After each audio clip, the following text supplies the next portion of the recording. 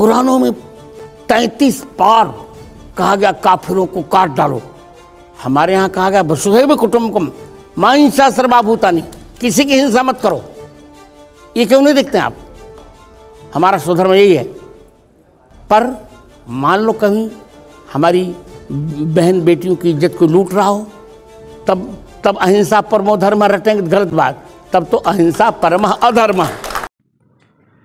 जगतगुरुंकर जो विशिष्ट कथा सब अच्छी एवं 5 जन एडिटर को से सामना करी जहाँ तंकर मत रखुचंती, कुरान विषय से कौन कहउचंती एवं आमर हिंदू धर्मर गीता, आमर भागवत, रामायण, रामचरितमानस रे कौन लिखा जाइछि, वसुधैव कुटुंबकम स्वधर्मे निधर्मम से पर धर्म भयावह। या पर तांकर वक्तव्य आसंतु सुनिबा तांको मोहरु। कुरान रे कौन लिखा है, काफिर को काट डालो, ताकू तीव्र समालोचना करुचन जगतगुरु।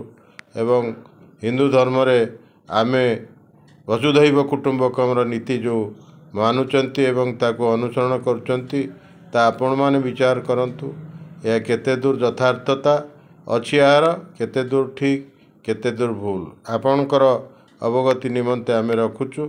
आपण निश्चित आप मतामत देवे एवं आपणकर शेयर बहुमात्रा यहाँ करने अनुरोध रहा।